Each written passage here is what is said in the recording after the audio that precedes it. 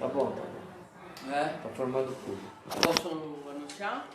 Estamos aqui no programa Pense Livre especial de hoje. Pensar nisso. Vai. Pensa nisso especial. Pense Livre é bom. Pensa nisso especial. A gente tá aqui com o diretor Gustavo Aranda. A gente estava fazendo a transmissão no YouTube, mas deu um pau, então esquece a transmissão no YouTube. Estamos aqui agora só pelo Facebook, depois a gente joga lá. E quem puder, vai lá no nosso canal ver o filme que tá maravilhoso e é sobre ele. A gente acabou de lançar. A gente acabou de lançar no YouTube, exatamente. Foi 19 horas, lançamos o filme Tchau, Querida. Então, Gustavo Aranda que vai comentar um pouco. Estamos com a Kátia, enviado especial ao Rio de Janeiro, aqui e também aqui na nossa conversa. E aí, começa? Então começa. Felicidade, Tchau Querida, finalmente no YouTube, depois de algumas exibições, alguns debates, algumas apresentações. Acho que é isso, é ir para o mundo agora e acessar a nossa rede e abrir esse debate aí. A gente estava falando, vou retomar um pouco a conversa para a Kátia poder nos ajudar também nessa primeira questão que o filme traz para esse momento, né? Dos filmes que a gente vê desse momento histórico aí, O Processo, Democracia em Vertigem e agora o Tchau, Querida, a gente vai ter panoramas diferentes, né? Ângulos diferentes dessa questão. E eu defendo que a minha percepção é que o nosso ângulo mostra a mídia alternativa atuando nessa cobertura e se contrapondo à narrativa da mídia golpista, vamos dizer assim.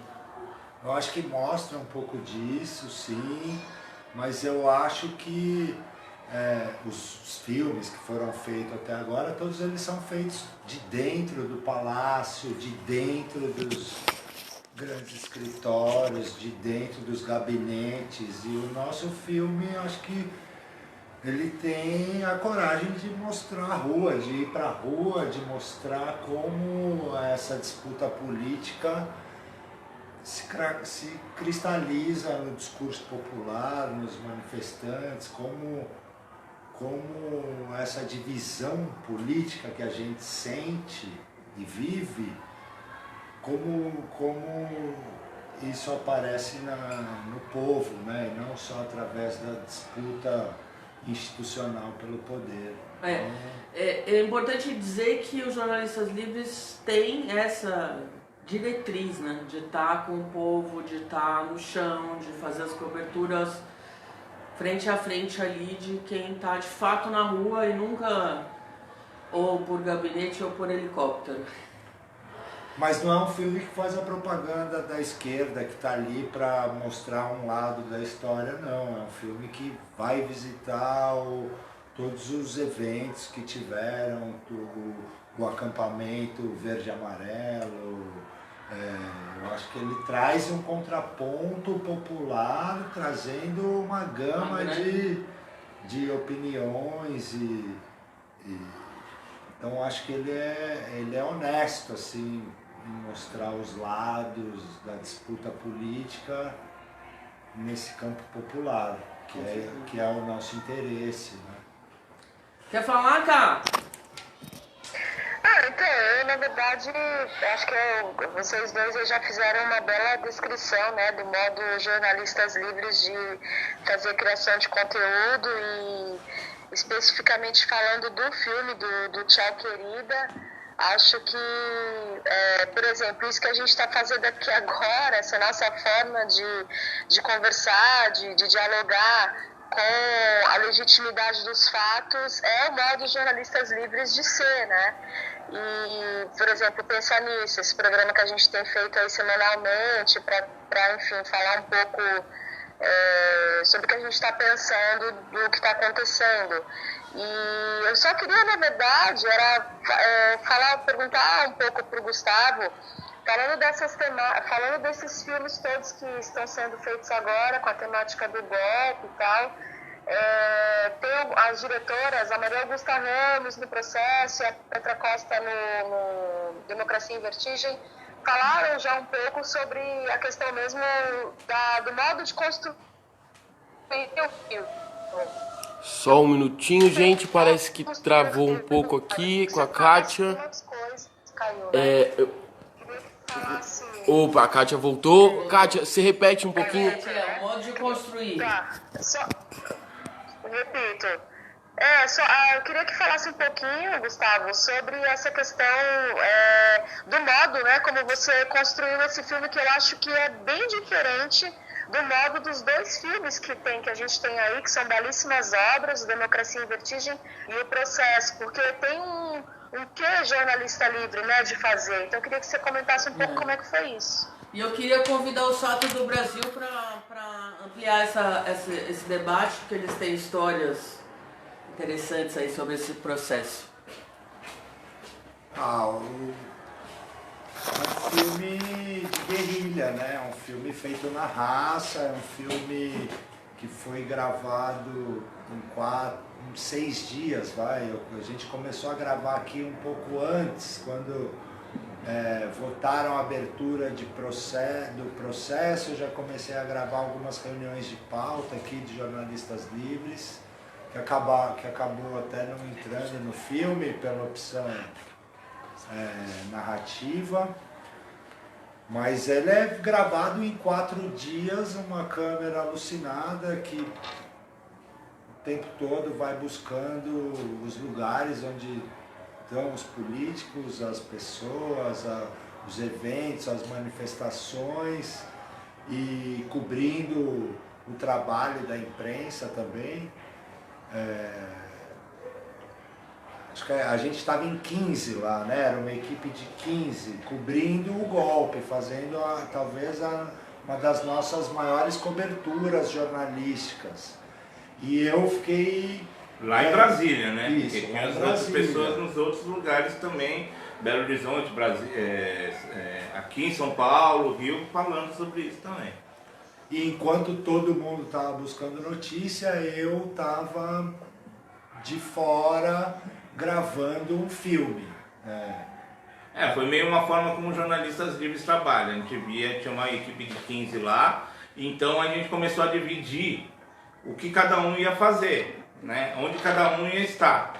E é um filme, se tem um filme que é uma câmera na mão e uma ideia na cabeça, foi esse, porque era uma câmera. Então, na verdade, a ideia Aranda, seu nome?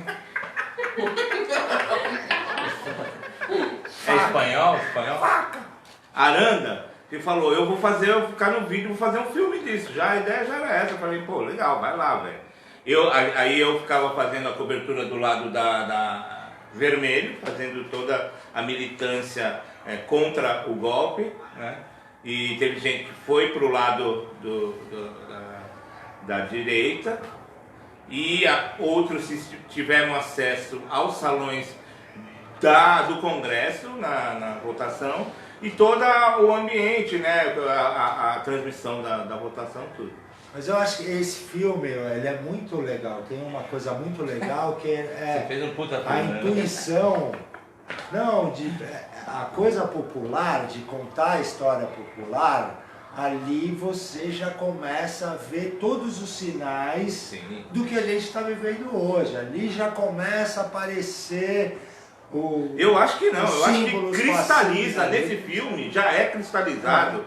Assim, eu acho muito importante todos os filmes que estão falando dessa época, todos são documentos históricos importantes, o Processo, excelentíssimos, Democracia em Vertigem. Mas todos, e acho que a grande virtude desses filmes é o factual. Todos esses filmes, nos salões do poder, ou nos salões ao lado do poder, mostram o fato, o que aconteceu. E eu acho que o filme do Aranda, dos Jornalistas Livres, tem um lugar a mais aí.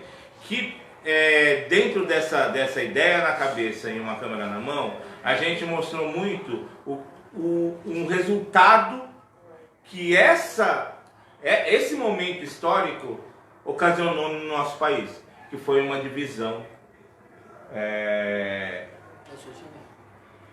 de um país em dois lados e semeado pelo ódio e pela diferença. Esse foi o país que a gente tem hoje. A gente estamos tentando colher esses cacos e retransformá-los hoje em dia, e está muito difícil, né? Então eu acho que esse filme mostra exatamente o que o país é hoje, essa divisão. E você vê claramente... Mostra o abismo. O abismo né? entre os dois lados, que é impossível a comunicar. E é impossível uma comunicação desses dois lados. Não existe diálogo entre esses dois lados. E é o que a gente vê hoje em dia. Então eu vejo como um documento que mostra mais do que o fato, um conceito de país que mudou. Sabe? O país cordial, que a gente era chamado de país cordial, balela, não existe mais, e a gente percebeu isso nesse momento. E foi uma cobertura muito difícil, né? Você estava naquela pré-eleição da Laura? Sim. Porra, foi muito foda, porque a gente se juntou no dia, né? A gente já foi na viagem, fomos juntos na viagem, filmamos, 10 da manhã. Você filmou toda a nossa viagem, a gente foi falando sobre o que a gente esperava lá em Brasília, na primeira eleição no Congresso do impeachment. E chegando lá, a gente se reuniu no dia que ia ter a votação, a gente ainda estava em aberto, a gente não sabia o que ia acontecer. O PSB estava negociando. Vários partidos negociando. Então a gente foi dormir no dia anterior à votação achando que tudo era possível, que era possível ter uma virada. E o impeachment não ser levado para frente. No primeiro momento encontramos, acho que era 8 horas da manhã, todo mundo lá no acampamento, vamos lá, a gente se encontrou. Aí eu lembro disso, hoje eu vou contar, a Laura me puxa de lado, Laura Capriglione, jornalista dos Jornalistas Livres, ela fala, perdemos. Cara, foi uma ducha de água fria, sabe? Eu falei, não é possível. Ela falou,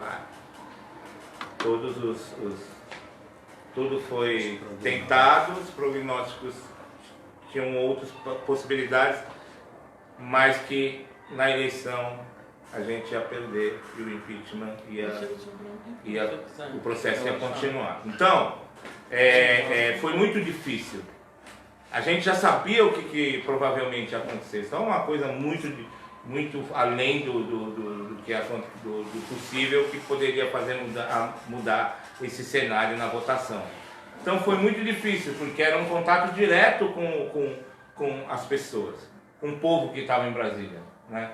E as pessoas ainda tinham esperança de que do lado que era contra o golpe, que ainda era possível vencer e impedir o processo de impeachment.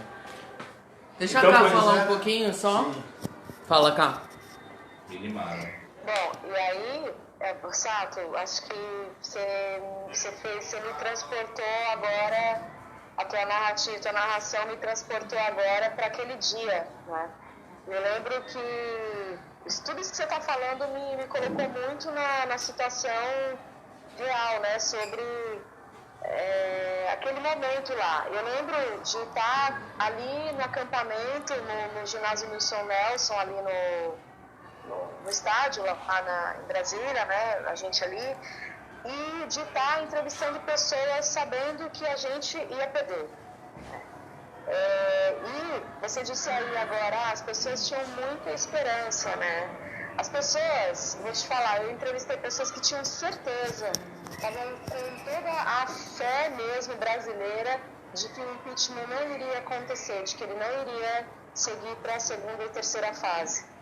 Era muito triste eu ter que me colocar numa porção muito jornalística e não poder em nenhum momento dizer àquelas pessoas o que a gente já sabia, né, dos acordos e das informações todas que chegavam para a gente, vindas lá de quem estava como jornalista livre lá no Congresso Nacional e que mandava as informações para a gente, né, e que falava, olha, está acontecendo isso, aquilo, não vai rolar e tal, e eram informações super bem apuradas, né? Então era uma situação em que eu me colocava como cidadã brasileira, mas eu tinha que fazer um esforço muito grande, muito difícil, de dor mesmo, para não falar aquelas pessoas sobre o que eu já sabia, né? Eu imagino vocês ali também, a gente estava junto, mas estava todo mundo meio separado, né? Eu lembro tentando captar, como disse o Aranda, notícias e imagens, né? Para a gente poder ter um conteúdo interessante depois, enfim. Esse é um comentário meio de transporte, né, para aquele momento. Eu acho que uma coisa também do filme é mostrar esse espetáculo da democracia, né? Tudo construído ali para ter os dois lados, os amarelos aqui, os vermelhos aqui, o muro, a votação, o telão, todo mundo vendo. E grande parte sabia que aquilo era uma jogada, era um processo de golpe de Estado, porém a esquerda se comportou comportadamente, no seu lugarzinho, seguindo ali a esperança dos políticos de esquerda que o tempo todo não vai dar e vamos lá no acampamento e vamos, né? Hoje está se comemorando 226 anos da queda da Bastilha, que um povo se revoltou, falou não, isso aqui não está certo, e a história precisa mudar e esse tipo de controle não é mais permitido. E a partir, né, de uma revolta popular que tomou um presídio e acabou, e 3 anos depois derrubou a monarquia e apresentou a primeira Carta de Direitos dos Homens, foi um estopim. E ali nunca houve esse momento de estopim. Ali em Brasília era uma multidão, era sindicalistas, era movimento sem teto, sem terra, era gente do país inteiro que foi lá defender e sabia que era um golpe, mas, cara, esse clima dentro de uma certa... de impotência, sabe? Era uma impotência que se traduzia em esperança, mas nenhuma força de atuar, a não ser torcer. Isso foi muito angustiante.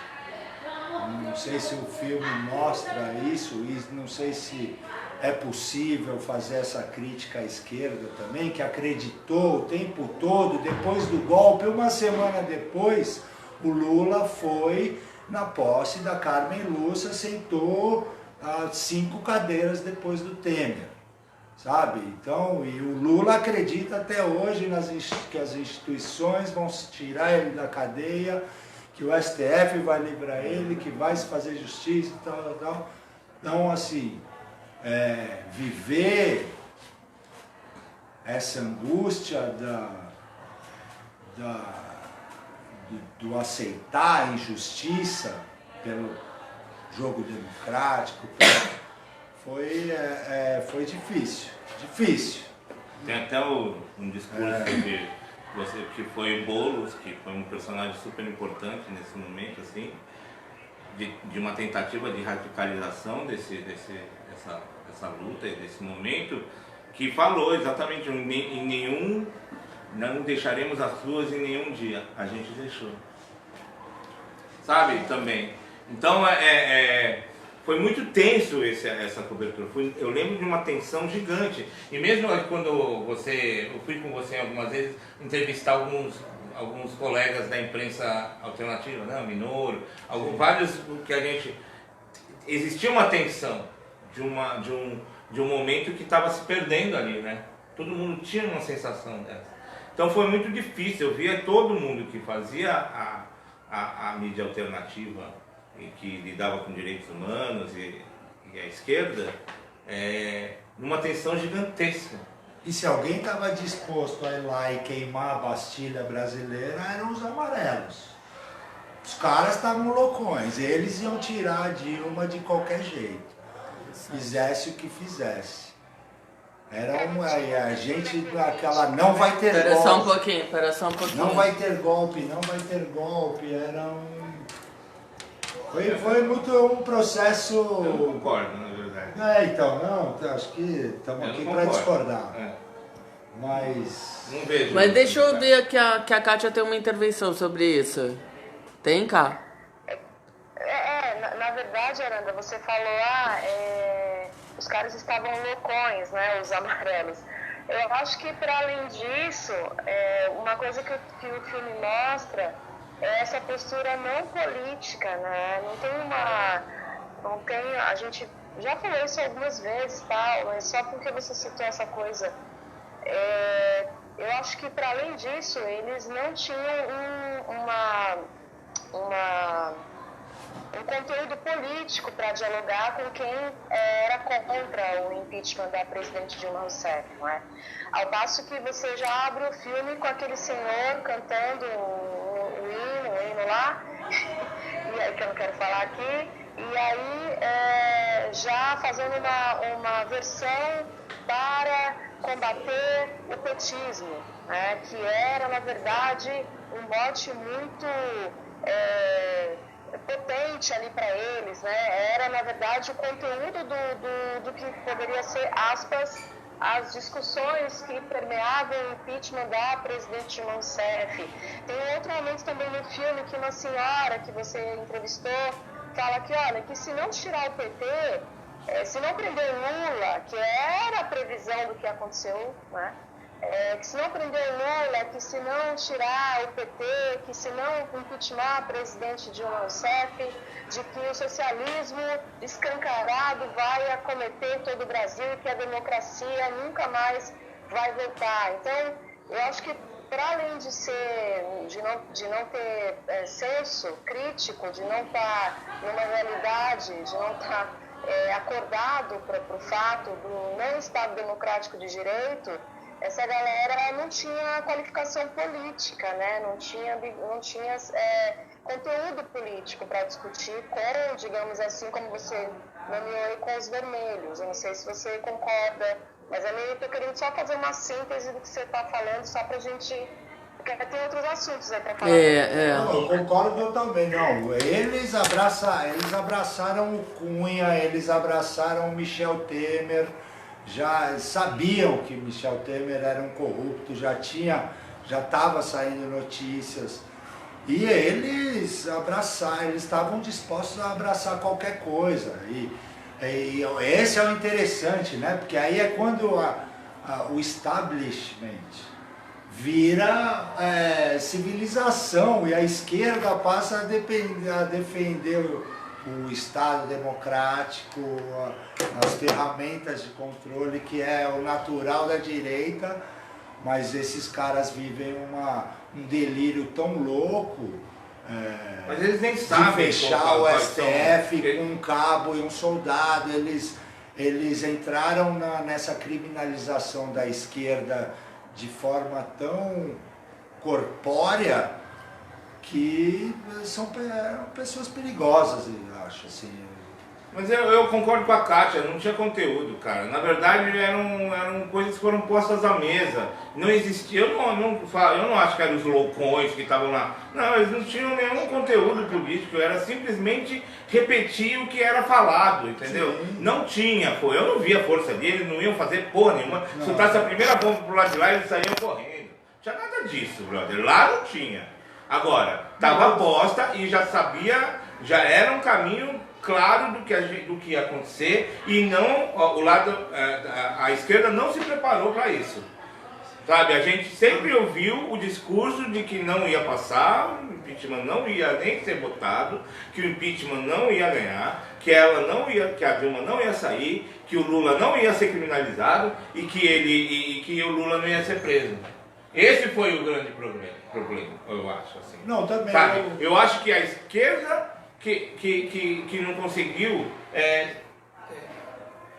sei lá, Não, a se esquerda juntar pra é vítima, eu não estou querendo culpar vítima nenhuma. Sim. Não, a esquerda é vítima, mas quando eu usei essa expressão, eu estava querendo falar mais do que motiva as pessoas, né? Então, quando você está numa briga, uma disputa, em que o cara precisa derrubar o outro, a injustiça, a corrupção, o outro está se defendendo, está se agarrando, está numa posição defensiva. Não, isso eu não senti isso. Talvez em algum pedaço, mas eu não vejo isso, não. Quando a menina fala do que ela teve do governo... semântica. Não, no seu filme, brother, tem a menina que fala exatamente o que ela ganhou, o que a família dela ganhou. Sim. A esquerda, quando a gente falava com o MST, os militantes do MST, as velhinhas de 70, 80 anos, falando por que estavam lá, existia sim uma verdade que não existia do outro lado. O outro lado era um posicionamento alimentado por fake news que sempre foram. Sim. E por discursos da grande mídia.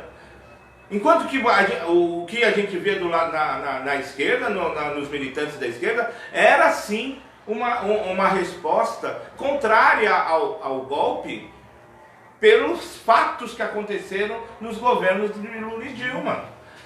Tanto no pessoal da imprensa, quanto nas meninas estudantes, uma menina muito interessante falou, não lembro o nome dela, como nos militantes do MST, a gente sentia isso. Eu acho que existia uma força sim. O problema são outros. A gente hoje está vendo que a gente lida com um inimigo que é muito maior do que a gente supunha. E isso foi um dos erros, eu acho, nessa época, entendeu? De não entender o tamanho desse inimigo que a gente está vendo agora no poder. Legal. E a reação, é isso? Da onde vem? O Emílio tem uma coisa a contribuir. Tô nervoso, vou sair, tô nervoso. Que bom que você tá nervoso, sabe? Esse momento é sempre tenso. Fogueira que eu Lembrar é A gente provavelmente vai cair aqui, o saco tá tendo ataque. Gente, calma, gente, só calma, queria tá tudo bem, discordar. tá tudo bem. Um pouco, uma coisinha só do Arana, que é o seguinte, gente. Eu acho que o Lula, com a prisão e tudo, ele mudou um pouco o comportamento dele. Isso a gente vê um pouco, isso. Embora tenha alas do PT que queiram ainda sempre negociar, a história não está permitindo mais isso. A verdade é essa. O que eu acho é o seguinte, é que depois que nós assistimos o golpe, o outro capítulo, é o que o pessoal chama de segundo golpe, né? E tem vários capítulos desse golpe, que foi primeiro a PEC do teto, a reforma trabalhista, o aprofundamento desse ajuste, né? Feito pelo governo Temer, chamada Ponte com o Inferno. Depois nós tivemos um momento crucial, que foi a prisão do Lula. Por que esse momento ele é crucial na história? Porque nesse momento, novamente, há uma tensão dentro da esquerda, e eu acho que cabe a nós, jornalistas livres, um momento importantíssimo da história. Porque você há de se lembrar, a Joana estava lá, a Tícia estava lá, da reunião que nós fizemos, certo? Para decidir se a gente ia ou não fazer a campanha pela desobediência civil no caso do Lula. E era muito difícil a decisão, porque nós somos um coletivo de jornalistas. E nós tivemos que tomar uma posição política naquele momento. Certo? Escrever o editorial, que a gente muita gente da esquerda não entendeu aquilo, achava que a gente estava viajando na maionese, e que... Foi, certo? concordo, foi. E aí, a história nos tem dado razão. Isso é importante a gente falar. Porque nos deu razão no dia da prisão do Lula, porque o discurso disponível na boca do Lindenberg, quando ele fala, grava um vídeo, temos que fazer um cordão humano para impedir a prisão do Lula, foi exatamente o que nós falamos, das táticas de desobediência civil. E, nesse momento, a esquerda foi obrigada a fazer desobediência civil, mas com um problema grave, porque ninguém tinha se preparado para aquilo. Porque se tivesse as pessoas se preparado para a prisão do Lula, a gente tivesse conseguido mobilizar mais gente e conseguido fazer muito mais auê. A gente sabia que o Lula provavelmente ia ser preso. Nós sabíamos que tinha uma posição, que a gente não podia permitir a entrega do Lula de qualquer jeito. Nesse momento, a gente se arriscou contra os jornalistas livres, credibilidade, uma série de coisas. Mas nós estávamos certos. E eu quero chamar a atenção de uma coisa do nosso editorial, que eu acho que a gente devia replicar. Porque a nossa bola de cristal está no seguinte sentido, que é o terceiro, quarto parágrafo, que a gente diz o seguinte, que a prisão do Lula e do Rafael Braga abre as portas para a prisão de todos aqueles que lutam pela democracia e lutam pelas causas sociais. Não está aí para os seus itens, mas é nesse sentido. E o que acontece? Nós estamos na ocupação do 9 de julho. O que aconteceu com a companheira Preta, a companheira Dinalva, a companheira Angélica, o companheiro Sidney?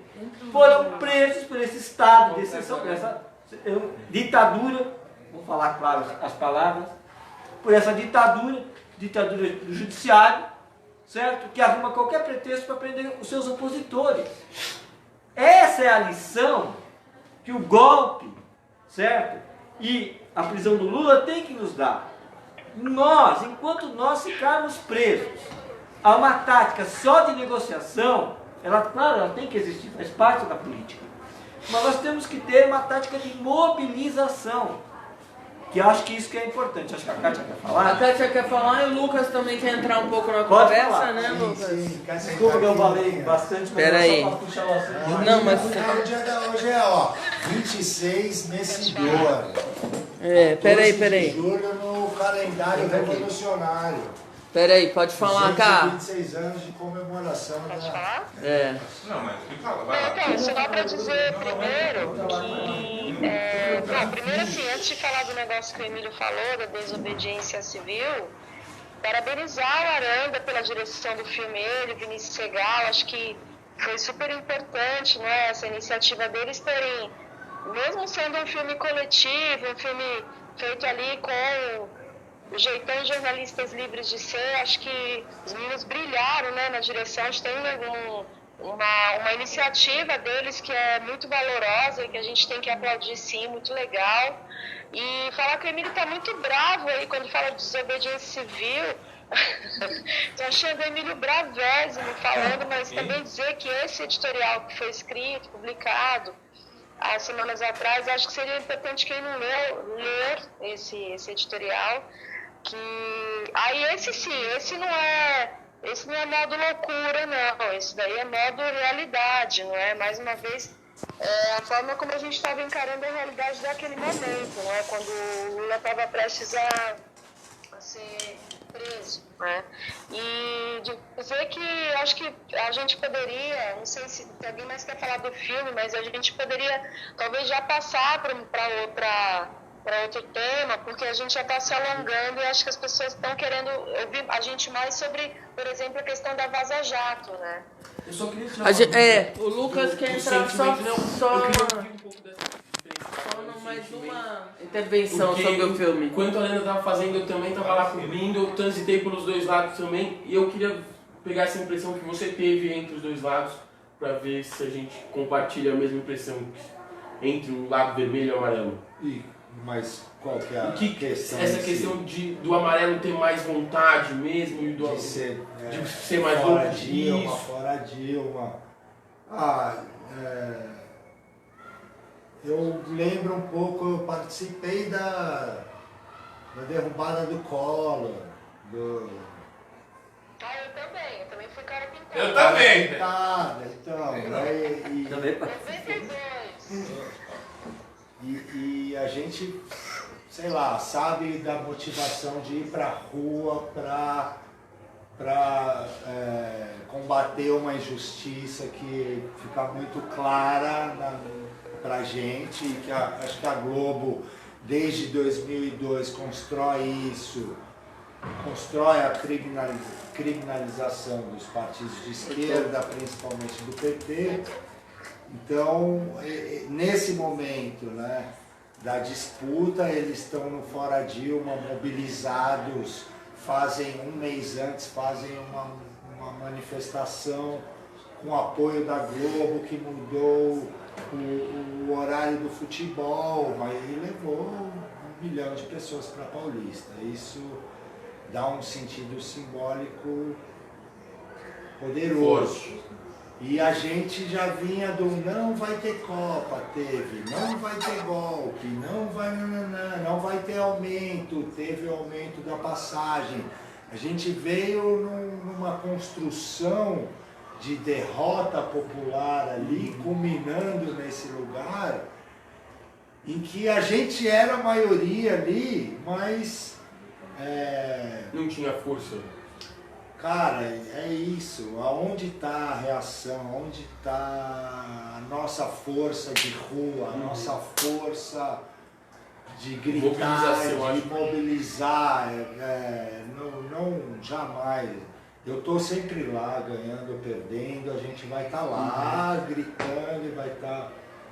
né? E perder também faz parte da nossa história de esquerda, muito mais derrotas do que vitórias. Então, e é por isso que a gente é de esquerda, né? Porque a gente costuma estar no lugar do injustiçado. Tem pergunta, viu, da galera? Enfim, então eu acho que esse sentimento do aguerrido, a esquerda não buscou em nós.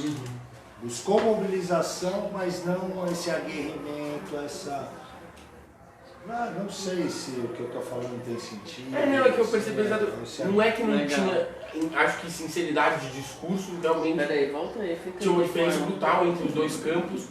Uma era uma classe média, lá do Amarelo era de fato uma classe média que ficava ali balbuciando as coisas que eles balbuciam, reproduzindo.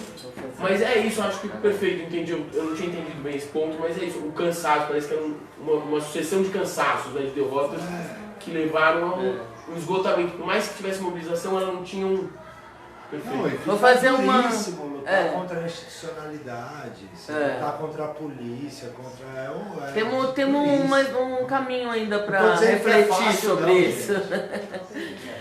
Tem uma pessoa mandando uma pergunta e a gente já pode entrar nessa nossa nova pauta de hoje, que são as coisas da Vaza Jato.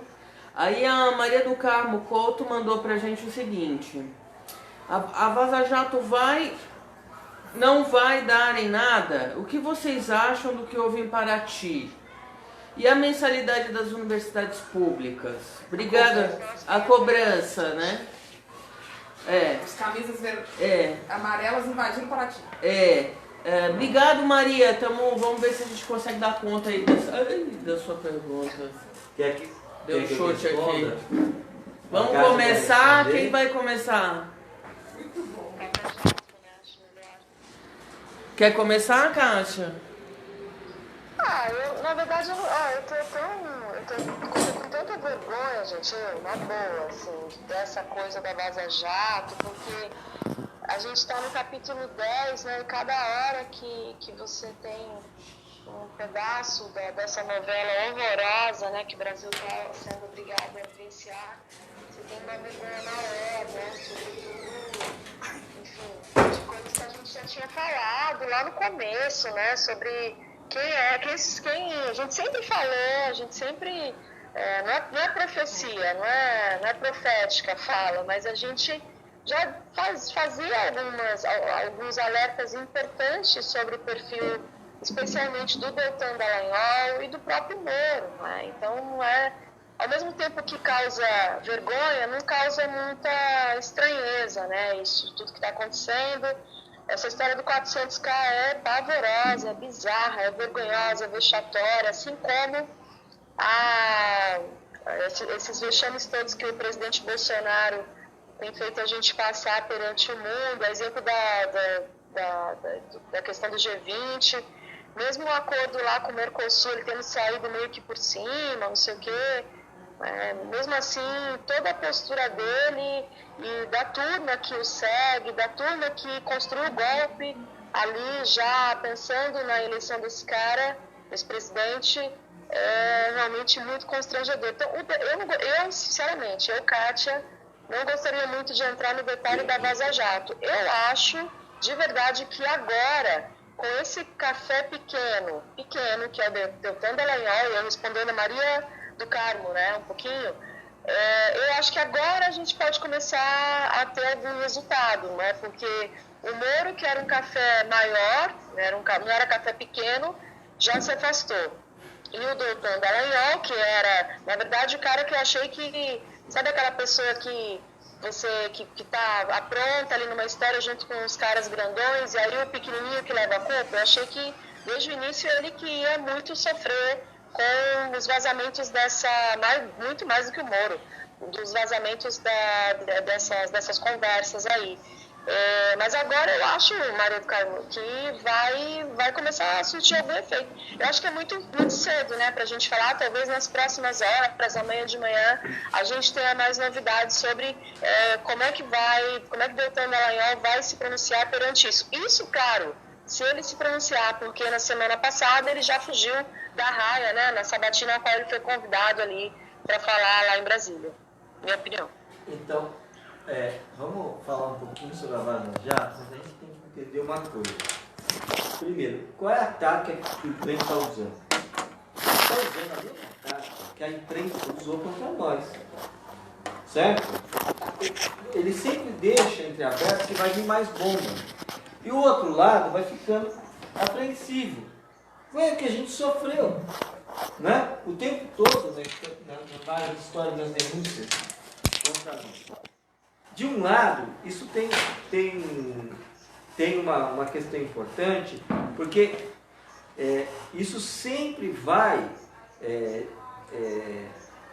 virar uma bola de neve. Agora, o capítulo, então, isso é uma coisa.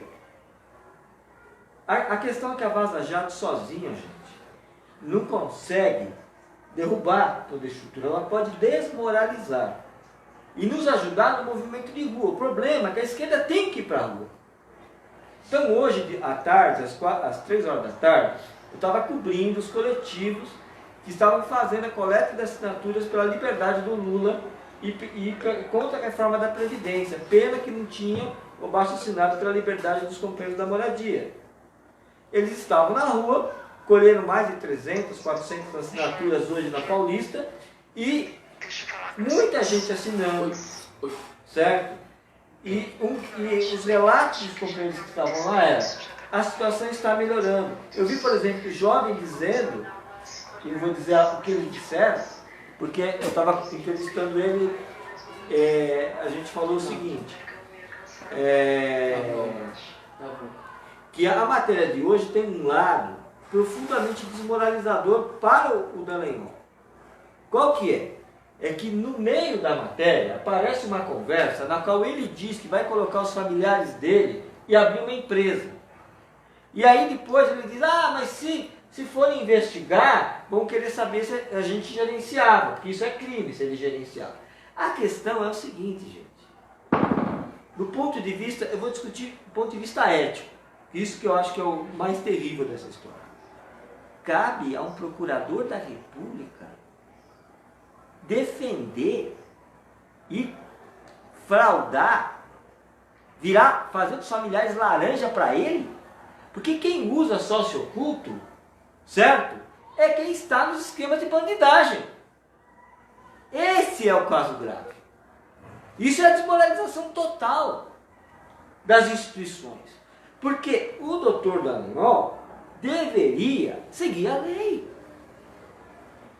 certo? E pagar os impostos corretamente. Ele devia dar o exemplo. Ele é procurador da República, ele ganha 33 mil reais por mês, gente. Entendeu?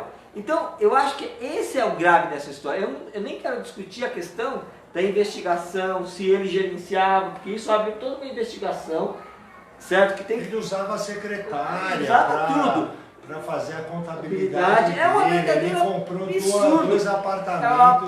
É o aparelhamento do Estado para se enriquecer. Então, gente, um promotor que deveria promover a justiça, certo? Está promovendo exatamente o contrário. Agora eu quero chamar a atenção... Eu acho que falta alguma investigação para isso. Para pegar essa quadrilha que mexe com o dinheiro, com isso. A fundação que eles queriam fazer, isso. Com essa grana... Eu queria fazer uma intervençãozinha. Tem também os advogados advogados novos de Curitiba que conseguiam as delações premiadas e que ficaram milionários Tenho. Que a gente meio que a gente já está quase chegando no final. Deixa eu só Sim. completar Tá, isso, porque tá. tem uma coisa que é importante. Essa coisa do enriquecimento dele tem um aspecto que a gente tem que lembrar. Delanhol é protestante de uma linha que é calvinista e que, portanto, acredita na teologia da prosperidade. E que a riqueza é um sinal da bênção de Deus. Então isso é muito importante. Ele não é um ator qualquer e ele não está... e esse grupo é um dos que mais apoia ele. Certo? Então isso é muito importante. O sinal de riqueza, para ele é importante, porque é o sinal da bênção de Deus. Então eu só queria falar isso, para deixar a Joana... Daí, depois deixa eu só roubar o teu lugar. O ministro radicalmente evangélico. isso que Aí eu o Bolsonaro queria quer. ponderar duas coisas só para encerrar a Vaza Jato, é que eu acho que o discurso inicial do hacker e tal, acabou. Isso aí já não tem mais. Sim. Isso aí já foi. Então, se de alguma maneira, se nessa disputa narrativa a gente venceu alguma coisa, a gente venceu que eles não são capazes de fazer a desconstrução da questão do hacker.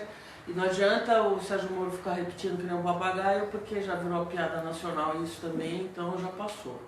A última coisa que a gente queria que você falasse é sobre a questão das universidades, né? Da cobrança de... E Paraty, que é a invasão... De é, Paraty Paraty. eu posso falar rapidamente. Paraty Eu não estava lá. Universidade, o Lucas vai entrar aqui para falar também. Então, de Paraty, a Kátia, o que a gente E viu... Kátia também. Ai, só um minuto. Aí acho que a Isso Kátia aqui tá até super- pode falar melhor que eu. Mas o que a gente viu foi uma tentativa de 50, 60 defensores do Bolsonaro tentar intimidar, jogando rojão, fazendo barulho, colocando no Nacional, para que o Glenn, para que o Glenn não falasse. Eles fracassaram, porque o Glenn falou. Foi um dos Certo? mesas mais cheias Isso. da Flipei, que é a Flip Alternativa, um evento super interessante. E mais do que isso, na entrevista que ele deu para a Folha, o Glenn deu um recado muito claro, gente, que ele tem a ver com o filme. Eu até coloquei isso, esse é um vídeo que está bombando no YouTube, com um texto lá, não foi colocado no Face, em lugar nenhum. O que ele fala? Ele fala que o Sérgio Moro armou para derrubar o presidente Lula, certo? Da mesma forma que armou para fazer o impeachment da Dilma.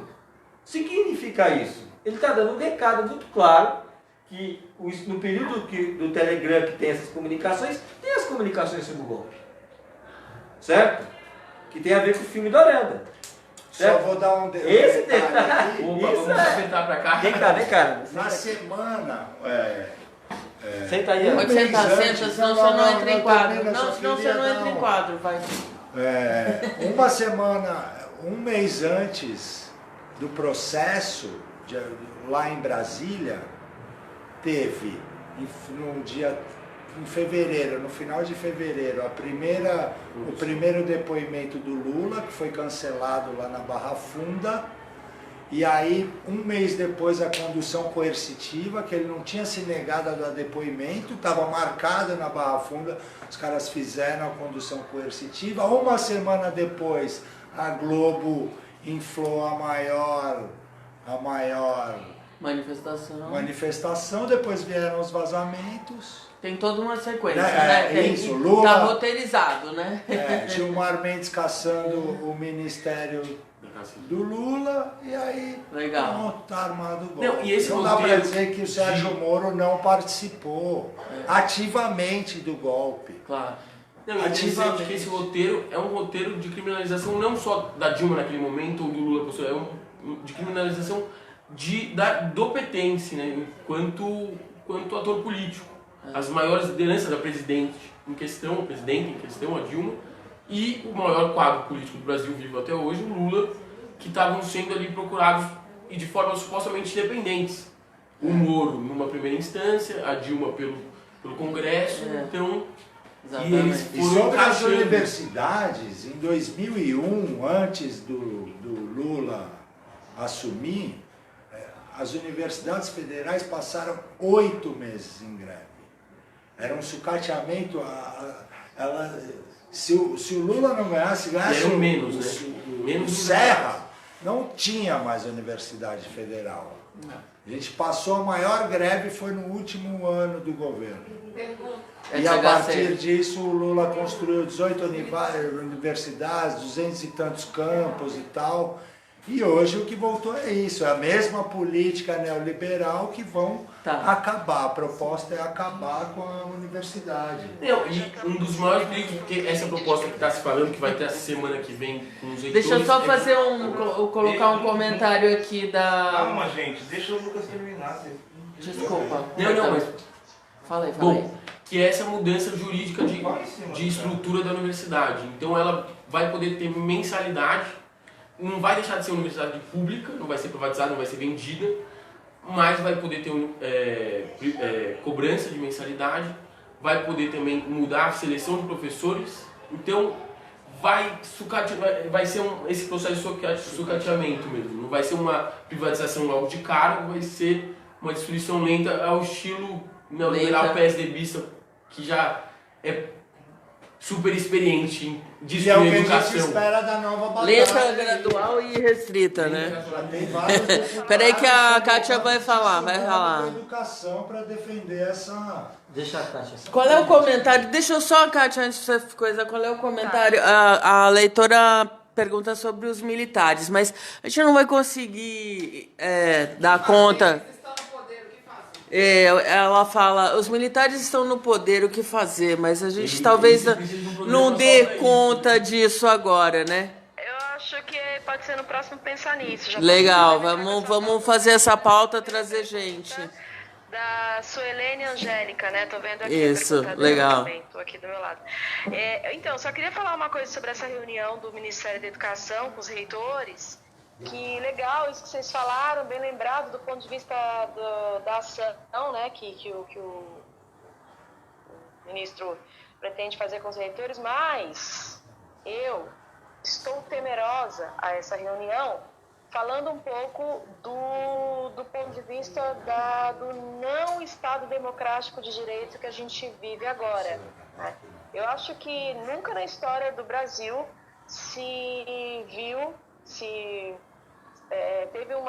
aconteceu uma reunião com essa grandiosidade de um governo, de um ministro, de um governo ultraconservador e reacionário que faz intervenção dentro de universidade, não é? E aí chama os reitores como se fosse assim, amigos e aliados, não é?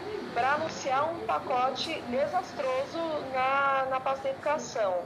Então, eu acho que se tivesse uma forma, por exemplo, de depois dessa reunião, a gente conseguir conversar com algum reitor mais progressista dessas universidades e que provavelmente vai ser obrigado a ir a essa reunião, claro, para atender um convite, digamos assim, que eu chamo de convocatória de um ministro da educação desse nível, seria muito, muito importante para a gente entender qual é o tom que o Weintraub vai usar ali nessa interlocução com os reitores. Não sei se vocês concordam que, para além dessas questões todas, das ações, do pacote, não sei o quê, eu acho que tem uma coisa muito intimidatória, sabe? Me dá um pouco de... E aí eu estou falando, gente, do que aconteceu, por exemplo, na campanha do Bolsonaro. Se vocês não se recordam, nas eleições já aconteceu ali algumas intervenções das polícias dentro das universidades. Por exemplo, quando as pessoas de DCEs, de grêmios, colocavam faixas nas fachadas das universidades escrito antifascista. Vocês lembram disso? Sim, então, Curitiba acho que teve. Bem importante esse ponto da gente não deixar de lembrar e ficar bem de olho, que eu acho que essa reunião, para além dessa questão da ação, é intimidatória também. E é importante os atores, né? Que os estudantes estão sempre... Então, eu queria fazer esse comentário. O caráter dessa reunião é muito estranho, porque não se sabe mesmo, saiu em reportagem, não tem nenhuma confirmação oficial ainda. Não se sabe esse pacote surgiu do nada, não foi discutido no Congresso, não foi discutido em audiência pública, é autoritário, uma discussão super relevante para o país, porque ciência e tecnologia vem das pesquisas, e no Brasil vem das pesquisas universitárias públicas, sejam as federais, sejam as estaduais, mas as federais têm uma relevância extraordinária nisso, são a grande ponta de lança da pesquisa no Brasil são as universidades federais e as 3 estaduais paulistas. E do nada, o governo Bolsonaro, isso eu imagino que venha do próprio presidente, declarou os estudantes como um dos principais campos de ataque do governo dele, porque são mobilizados, estão sempre mobilizados, a maior, acho que desde o começo do governo, a maior mobilização foi dos estudantes, então são muito mobilizados contra ele, porque conseguem entender um pouco do cenário para além do raso do dia a dia. E por acompanhar, viram esse inimigo, e essa forma autoritária que essa reunião vem de colocar os eleitores submissos ali ao ministro é muito complicado. Posso falar um pouquinho sobre Concordo isso? extremamente com o Lucas, acho que essa é a palavra, autoritarismo, né? Que aí eu estava falando utilizatório para ser um pouco mais leve, mas o Lucas já pegou no ponto que eu acho que é o ponto crucial do caráter dessa reunião. Queria falar um pouquinho sobre isso aí. É o seguinte, gente, a primeira notícia foi dada, se eu não me engano, pelo Noblar, no Globo. Então, depois foi reproduzida pelo 247 desse pacote. O que eles dizem no pacote é o seguinte: eles vão ampliar o contingenciamento. Sim. E aí vão discutir fontes alternativas das universidades, ou seja, o que eles querem? Fazer que as universidades produzam para iniciativa privada, vendam o seu serviço para iniciativa privada, e o Bolsonaro já tinha defendido a mensalidade, certo? E, obviamente, a mensalidade vai acabar, mais uma vez, na minha avaliação, impedindo dos mais pobres ascender à universidade. Deixa eu só... E aí tem uma questão que é o seguinte, que é econômica. No dia 22 agora vai ser anunciado o terceiro relatório da despesa e da receita, tá? Que é o contingenciamento. Eles já reduziram o PIB de 1,6 para 0,8 e eles já estão dizendo que vai aumentar o contingenciamento agora, com esse relatório. Então, portanto, a lógica deles vai ser colocar cada vez menos dinheiro na educação. Agora, vamos parar e pensar, gente. Eles não estão dizendo que estão economizando 900 bilhões com a reforma da Previdência? Sim.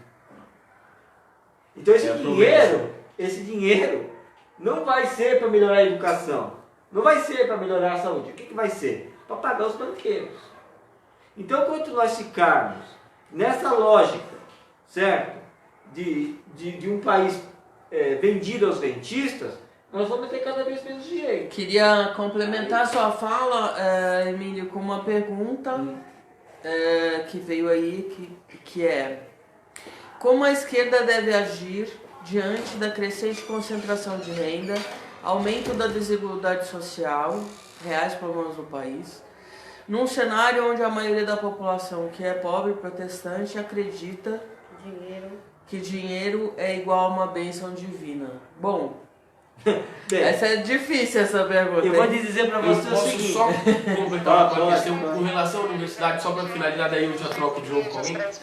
Que as universidades federais no Brasil, diferentemente das estaduais, que começaram a adotar as políticas de cota posteriormente, já tem a maioria de estudantes de baixa renda. Isso foi, acho que no começo do ano, ou próximo do primeiro ato, um pouquinho antes, quando começou essa grande retórica do Bolsonaro, o sindicato de professores de universidades federais divulgou uma pesquisa interessante que mostrava que realmente a Universidade Federal não existe esse estigma de Universidade Federal lugar de filho de papai, não sei o que. Na verdade não, já se passou, a maioria das pessoas, estudantes da Universidade Federal, não são, um acesso à melhor educação do país, todos querem fazer, inclusive por isso seria lugar de filho de papai, porque eles iriam para lá, mas não é mais. E com a cobrança da mensalidade, para manter a estrutura, que são muito boas, as estruturas das universidades federais são muito boas, os professores são os melhores, é muito caro. E para compensar isso com mensalidade, a mensalidade seria muito cara, e quem poderia bancar, estudar numa universidade federal se ela tivesse mensalidade? Então, a lógica já entra nessa pergunta dessa questão da acessibilidade. E da desigualdade, Sim. é. Então vamos, Obrigado. vamos encerrar aqui com essa pergunta sobre a desigualdade. Eu vou tentar responder, só que é uma pergunta bastante complexa. Claro. Olha, é o seguinte, primeiro, a esquerda está tratando muito mal. Era Vem cá, bom ó, essa vai, senta moça aqui, aí. vai. Aê. E aí depois eu saio. É o seguinte, a esquerda tem tratado muito mal uma pergunta sobre a questão, só para situar a hora, sobre a questão da desigualdade, do posicionamento da miséria e como trabalhar isso com grupos evangélicos que trabalham com a teologia da prosperidade. Essa é a pergunta. Essa é a pergunta muito boa, por sinal. Então, aí, a minha avaliação é o seguinte, a esquerda vem trabalhando muito mal a questão não só da desigualdade, mas especialmente da fome e da miséria. Por que eu acho isso? Porque nós praticamente não temos mostrado o quanto a miséria está crescendo nas ruas. E a mim, eu fico às vezes emputecido, vou usar essa palavra, imputado, porque é o seguinte, a gente tem que mostrar mais as pessoas dormindo na Paulista, gente, principal centro financeiro, sabe? Eu me canso de falar e vou falar novamente. Os anarquistas, meus velhos amigos, sempre usavam uma imagem, a pobreza e a opulência. Isso é que mostra a desigualdade para as pessoas. Só que o que faz o sistema? O sistema faz assim, as pessoas morreram de frio. Morreram de frio. Não, desculpa. Morreram por uma política econômica que está levando as pessoas para ir para a rua. Certo? Para jogar elas na exclusão. O frio é o último episódio. Certo? Então, gente, o que a gente tem é que politizar essas questões. Não pode naturalizar. Essa é a primeira questão. E aí, eu sou cristão, então eu vou colocar a questão da teologia. Veja, o cristianismo tem um lado humano que é muito importante. Porque foi o Cristo que disse que eu tive fome e me deste de comer. Certo? Que é a passagem do bom samaritano, que recolhe as pessoas na rua. Então e aí tem uma batalha ideológica. Aí eu vou tentar ser bem claro na batalha ideológica do cristianismo. Nós temos duas visões sobre o cristianismo. Essas religiões protestantes, a maior parte, esses protestantes de direita, não progressistas, e mesmo os cristãos, os católicos conservadores, eles trabalham muito com a imagem de Deus como Pai que pune, certo? E que fica olhando lá de cima e pune todos os pecados. Para a teologia da libertação, grupos mais progressistas, inclusive evangélicos, eles trabalham com uma outra ideia de Deus, que é Jesus Cristo homem, né? Que é o que eu chamo de João, capítulo 5, Deus é amor. Essa ideia de que Deus é amor, que Deus não pune as pessoas, mas ama, e, portanto compreende. Esse é o debate teológico de fundo, entendeu? Entre uma posição punitivista da religião e uma posição amorosa. A questão é que nós temos ainda uma tradição religiosa escravocrata, certo? Que acredita muito nessa coisa do Deus Pai que pune e que acredita, portanto, no Salvador da Pátria. Por consequente, que aí tudo está se amarrando. Mas que volta, hein, Emílio? Então. Mas Ana, foi a pergunta. Mas foi é a pergunta, eu estou tentando responder. E qual é a questão?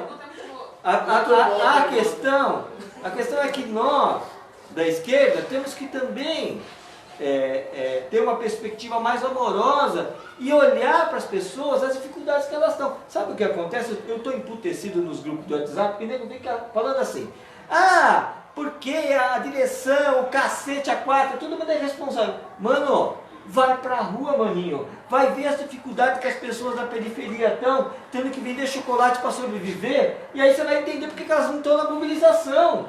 Agora, quem pode tem que ir pra rua, tem que lutar, tem que dar exemplo. Sabe? Porque eu estou cansado das pessoas ficarem falando o tempo todo isso. E a elite acredita que dinheiro é liberdade de expressão. E a tábua? Desculpa, até que não. Olha aí, ó. Você nunca Só uma coisa aqui, ó. Não, eu só queria mostrar, tem um pessoal de Portugal, ó. Aê, Tá? O pessoal de Portugal, Lula livre aí. Tá bom. Ô, Zato, senta aqui, Deixa Senta aí, Salvador. Vai lá, agora. Aqui eu vou. Termina com a Arena, faz o último chamado filme, a Laura finaliza. Acho que você entendeu, minha. Vai lá então você, mano. Não, então eu vou, ó. Gente, uma honra estar aqui com vocês nesse quilombo novo de Zumbi, que é a ocupação. A gente não falou onde A tá gente gravando, não falou, conta. você pode Então, falar antes pra ele. Queria falar para quando ele- vocês, nós estamos na ocupação 9 de julho, que é a ocupação coordenada pela Carmen Silva Ferreira, pela Preta, pelo Sidney, pelo MSTC, que é o Movimento Sem Teto do Centro. É um lugar lindo, é incrível. Fica aqui na 9 de julho, na Bela Vista, no Bexiga.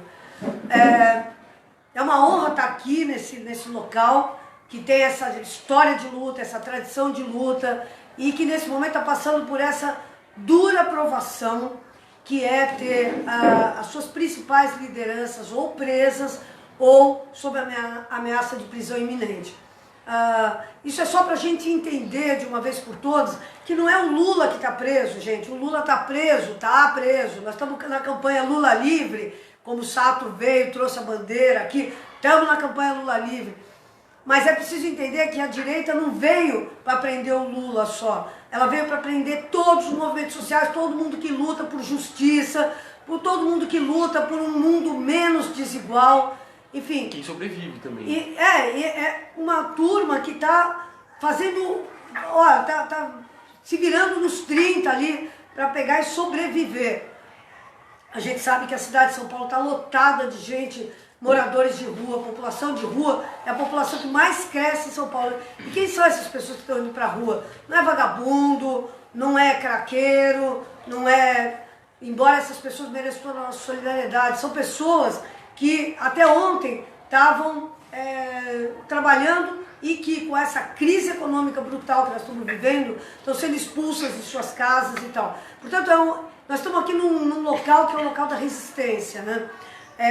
E nesse momento, por causa disso, por causa dessa crise, os caras, a polícia do Dória, vamos dizer claramente, a polícia do Dória pegou e moveu uma perseguição implacável aos movimentos de moradia. Polícia do Dória. É o Dória, aquele cara que pegou, tomou posse na cidade de São Paulo, ameaçando acabar com todos os movimentos de moradia. É esse cara que nesse momento chefia a polícia civil de São Paulo, que faz essa atrocidade, fazendo um inquérito que é uma vergonha e tal, acusando pessoas, lideranças absolutamente maravilhosas.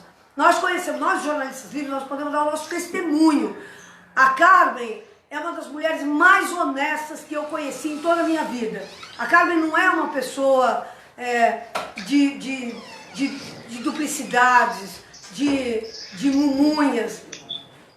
A Carmen é uma pessoa, é uma das lideranças mais sérias, mais comprometidas com a luta pela moradia.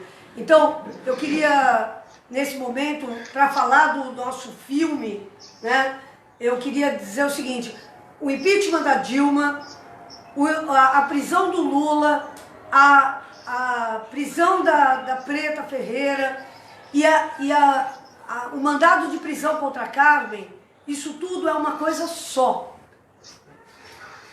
Bom, pessoal, e também queria dizer que é uma coisa só, infelizmente, é a Marielle Franco, né? Quer dizer, a Marielle, que é uma lutadora da periferia, do Rio de Janeiro, da Maré, é um corpo que, infelizmente, eles conseguiram atingir de maneira brutal.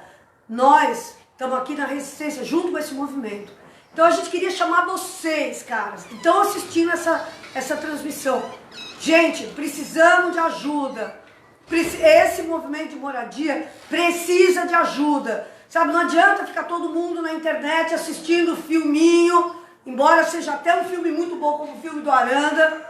Não é para ficar só assistindo filminho, é para pegar e vir para a luta, é vir para a rua, entendeu? Só queria dizer para vocês o seguinte: o filme dos Jornalistas Livres, eu vou até me antecipar, o filme dos Jornalistas Livres sobre o impeachment chama Tchau Querido.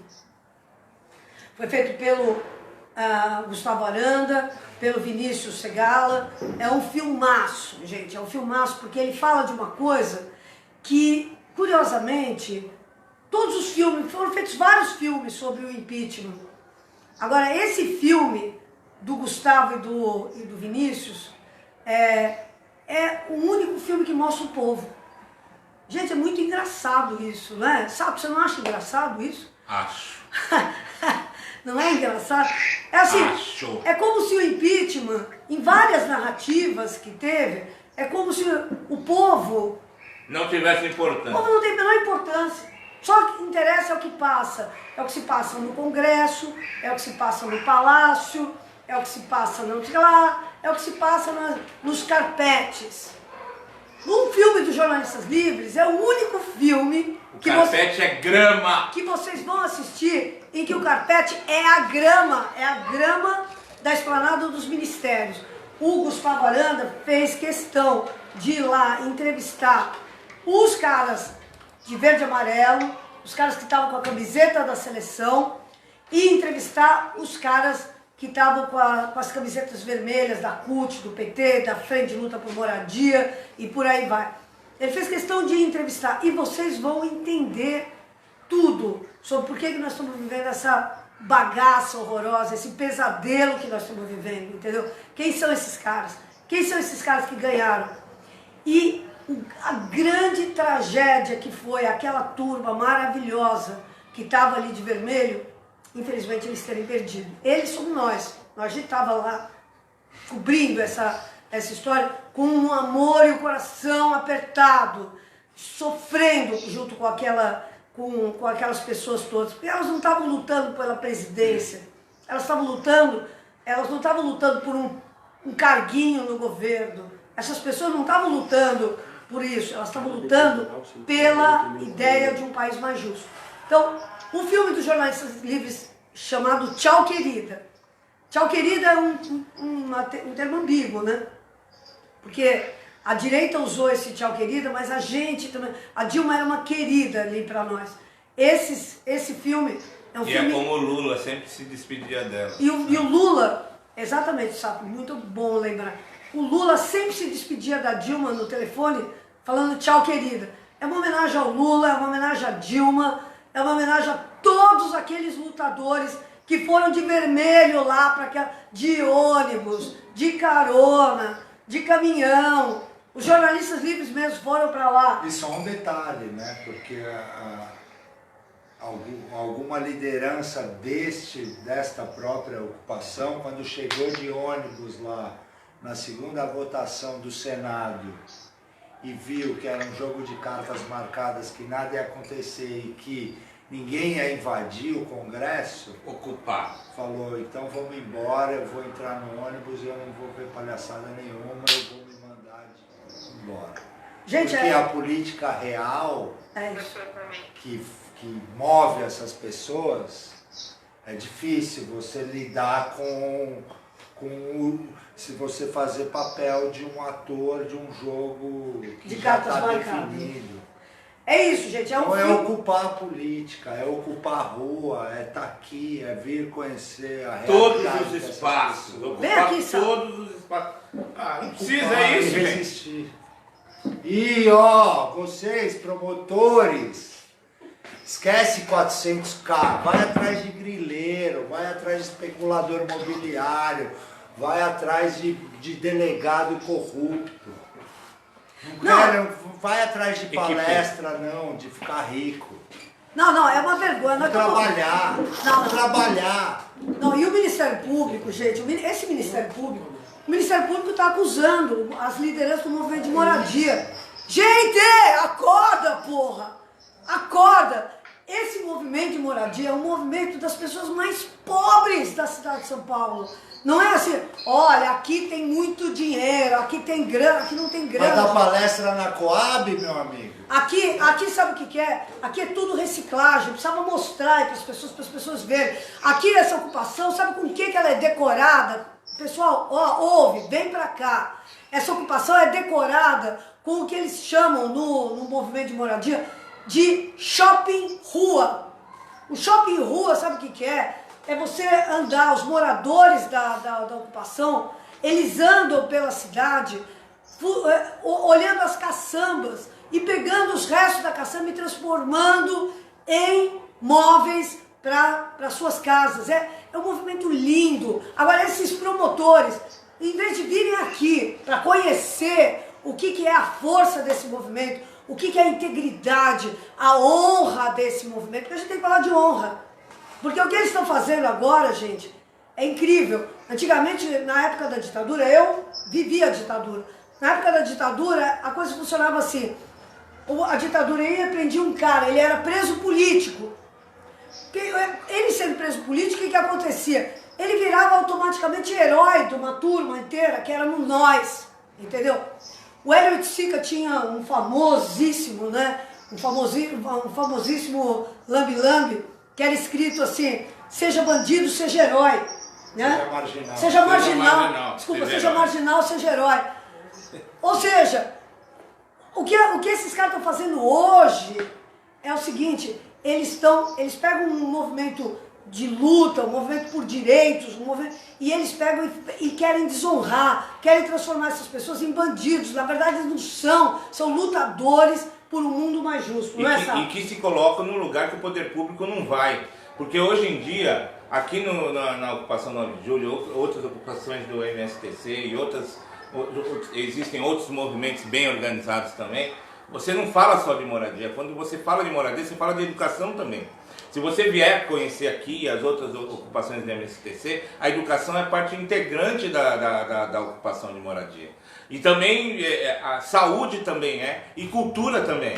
Então aí você começa a ver que começa a entrar numa seara que deveria ser do poder público. Então aí começa a cutucar os caras, entendeu? Cássio Conserino. Você imagina que eles chegaram aqui em um mês, eles pegam um prédio de mais de 10 andares, em um mês eles tiram mais de 80 toneladas de entulho e transformam em moradia. Em quantas moradias tem aqui? Tem mais de 100 moradias. Para tantas famílias. Em um mês. São 100 e tantas famílias que estariam dormindo na rua agora. Família, não de pessoas. Porque agora a gente anda na rua e não vê mais pessoas isoladas, dormindo debaixo das marquises. Agora a gente encontra famílias debaixo de marquises. Mãe, pai, filhos. Acabou de ter um chá de bebê acontecendo aqui. A gente chegou, estava rolando chá de bebê acontecendo aqui. Não, eu queria... Gente, ó, só para quem não sabe, para quem é preciso que vocês saibam. O promotor de São Paulo, promotor de justiça de São Paulo, o doutor Cássio Conserino, que é o cara que inventou o triplex do Lula e que queria perseguir o Lula com base na falcatrua do triplex, que todo mundo sabe que não era do Lula. Pois esse promotor é o mesmo promotor que está perseguindo as lideranças da moradia. Então nós estamos falando, doutor Cássio Conserino... E de repente caiu na mão dele. Doutor Cássio Conserino, vem visitar a ocupação. O senhor é nosso convidado, nós fazemos questão de levar o senhor pela mão para conhecer todos os andares, as Domingo famílias. Que vem está convidado, tem almoço aqui. Isso. Ah, é. Comer uma comida, você vai comer de graça, seu Cássio. Doutor Cássio Conserino, a comida é de alta qualidade. O pessoal que faz essa comida são chefes de cozinha, solidários à luta pela moradia, que vem pra cá pra fazer pratos maravilhosos. Vai ser a Thalita dessa vez. Eu não lembro o prato, mas vai ser demais, puta prato. Venham domingo que vem aqui. Acho que não só o Cássio, Tá. mas quem estiver vendo, E né? quem estiver vendo também. Também. Delegados. Venham conhecer isso Nossa, que é essa ocupação. Vocês vão entender o que é uma ocupação.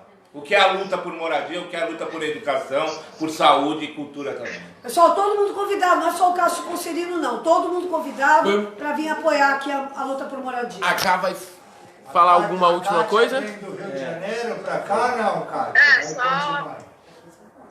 Pode falar? Fala. Não, só pra gente encerrar mesmo, que a gente já tá há mais de uma hora falando e dizer que durante essa 1 hora que a gente ficou aqui batendo papo sobre o Tchau Querido, sobre a Vaza Jato, sobre a questão da convocatória lá do Ministério da Educação aos reitores das universidades, a gente recebeu nos comentários desse ao vivo diversas sugestões de pauta. Então eu gostaria de sugerir, das pessoas que estão assistindo, gostaria de sugerir que na próxima quinta-feira, quando a gente fosse fazer a próxima edição do Pensar Nisso, a gente considerasse algumas dessas pautas que foram indicadas ali nos comentários de quem estava assistindo essa transmissão. E dizer para vocês também que está aqui do meu lado, acabou de chegar o jornalista livre do Rio, Márcio Anastácio. Aí, Márcio. Chegar aqui, aí ele estava acompanhando, tal. Acho que a gente podia pensar no intercâmbio Rio, sempre fazer esse modo jornalista livre de fazer e de bater papo com legitimidade, Essa tecnologia de ponta aqui, chamada celular, segurado pelo Lucas. Com muito esforço, o braço tá cansado, não vou mentir. Mas é isso, gente. Obrigada. Acho que foi muito legal a gente ter feito isso hoje. Aranda e Segala, parabéns aí. Ajudaram na produção. Muito bem. As produtoras que eu estou vendo lá atrás. É uma equipe gigantesca. Mentira, gente. É tudo feito na raça e com muito amor. Bom, finalizar aqui. Até. E assistam Tchau Querida. Ó, gente, fala uma última fala aí. Não, primeiro, assistam Tchau Querida, tá no YouTube dos Jornalistas Livres. Assistem. Falem, elogiem, digam. Ó, pessoal, pode criticar à vontade. Assistir pra criticar mesmo, que o Aranda é um cara que é atento às críticas. Beijo. Ó, feliz dia da queda da pastilha pra vocês. Caiu a pastilha. A queda da pastilha? Feliz queda da pastilha! Finalizar com. Lula livre. Acabou? Tô acabando. Não, Lula livre. Mas Lula livre. Marielle,